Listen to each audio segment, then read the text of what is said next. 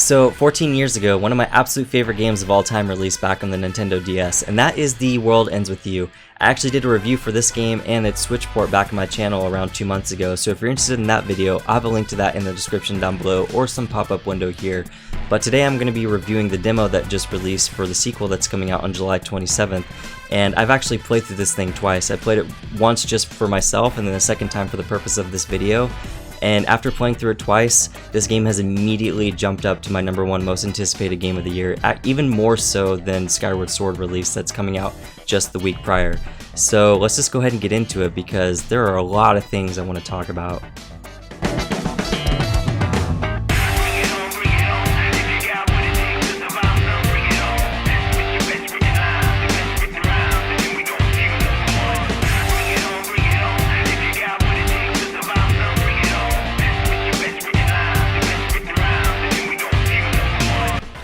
So immediately, this is one of the most stylistic games I've played in a long time, the last one being Persona 5, which it definitely took cues from in its art direction. The story is told through these just absolute beautiful cutscenes that mimic the style of the anime that just finished up for its predecessor, and also still uses the same style of the comic/anime panels that was in the first game, but elevated. If manga were ever to evolve in its digital form but not quite reach full animation, this would be that stage. There is also a surprising amount of voice work, and it's excellent, along with the writing. You follow the story of Rindo and his best friend Fret, and the interactions between these two is just great and one of the highlights for me. I instantly already took a liking to these guys. The silly teenage dialogue between them is just great, and that's something that writers have a hard time doing without making it all sound too cringy. But here, it feels like they really took their time in creating these believable characters, and I honestly couldn't find any flaws in how they are presented. Fred is just a complete giant troll and is always messing around with Rindo, even when they are in danger, but Rindo just accepts him for who he is, and this is a stark contrast from Neku's self-isolated personality in the first game, but it works here and it really contributes to the overall narrative. Speaking of, there is an excellent attention to detail in how everything is presented. It skates the lines of ambiguity and familiarity just right for people who have versus who haven't played the first game. There are little subtle nods all over the place that people will recognize if they've played the original, almost kinda like patting you on the back, and it's a rewarding feeling if you have, while not being confusing at all for people if this is their first experience in this world. My prime example of this being the first Red Hooded Reaper you come across. For returning fans, you know exactly what that means, but at that point you see him, you are still questioning why you are, just as new players will as well. Now, I've been purposely skating around the story and trying not to divulge too much, because just as the first game, the story is half, if not more, of the experience, and I believe if you go in knowing too much, that's really killing it. It's best going into this as nuanced as possible to get the full effect of the story, but just know, I think it's excellent and I'm excited to see how everything plays out in the final release. That being said, everything here closely follows the first game with returning characters, the layout of Shibuya being pretty close to what we've seen before with some new added layers, and then of course you have that awesome soundtrack. The music here is just as good, if not better, than the original. There are a lot of remixes of previous songs, along with some new ones that range all over the place in styles, and that was one of my favorite things about the first game, so it's great to see that they are still on top of their game with the soundtrack, and it's something yet again I will definitely be listening to in the background when doing other things. Now, I want to go into the game's combat, which is easily the biggest change here in the sequel, so let's go ahead and break it down and talk about all the changes.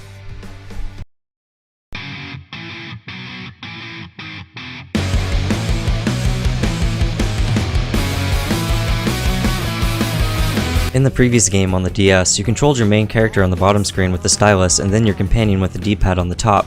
Here, however, it functions quite differently. In your main menu, you are able to equip your entire party with pins that all have a button command set to them. These seem to be tied together based off the type of pin you are equipping. For example, every pin I came across that had a physical attribute to it, like a slash, would always be connected to the X button, no matter who you have it equipped to. Projectiles were mainly tied to the Y button, charged up attacks were with the R button, and so on. Anyone can equip any pin there is in the game, and when in battle, whichever button you press will cause that character to attack with that skill. In battle, the name of the game is Combos. Whenever you do a certain amount of damage to an enemy, you will see a circle around them saying drop the beat. This is your cue to switch to a different ability which chains your attack together, filling up your groove meter, which is identical with the sync meter in the original. Once your groove meter maxes out, you can then use a special attack that completely devastates the area, usually wiping everything out, including bosses. Every ability has a certain number of uses until it needs to recharge, which will leave that character vulnerable in doing so. However, even then I wasn't having much of an issue. This is where I have a personal critique of the combat, as I found it way too easy for my liking.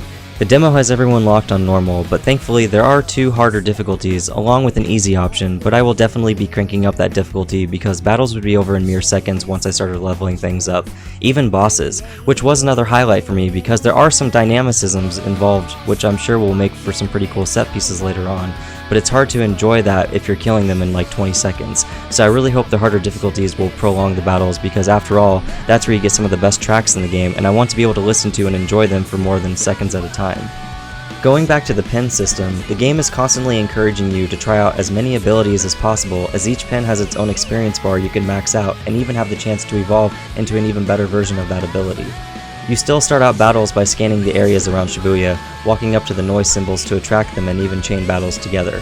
So far, the max amount of battles I've been able to chain together has been 5, and in doing so, each enemy encounter you battle consecutively gives you a boost in drop rates towards rarer pins and boosted experience just like the first game, as well as an increased difficulty per round.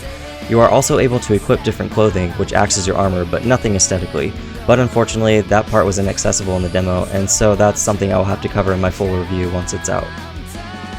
Finally, I want to talk about the performance. I played this on the Switch mainly in docked and it seemed to be set to 30 frames, which is usually expected by now on this hardware, but you can easily see where the system has a hard time keeping up, especially when you were scanning around Shibuya. I didn't look at any type of frame counter, but I could tell it was dropping around 15 frames or so when scanning around and was looking a little rough for sure.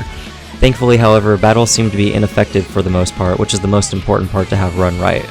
I'm sure the PS4 version will have no issue running this game on 60 frames, but personally, I still want to pick up the Switch version.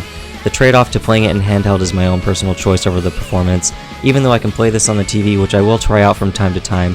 Because I played the original handheld, I kinda want to stick to that same style here as well, which runs just as fine or arguably better sometimes, with a lower resolution not really affecting the picture quality so much on that smaller screen. With what it may suffer in performance still makes up for in its style, and everything on screen was just a pure joy to stare at with an extremely bright and light color palette. So I think I'm going to cut it here for my review. I kind of wanted to keep this one a little bit shorter, even though there are a lot more things I didn't talk about, but I wanted to save those things for my later review, which will be a much longer video than this one. But anyways guys, if you made it to the end, thank you so much, and please consider subscribing if you're new around here. And I guess just look forward to the full review of this game when it releases on the 27th. Probably won't release right then and there, I'll have to take my time to play it, so it might be a couple weeks after it's released, but it will come out. Anyways, thank you for your time. Bye.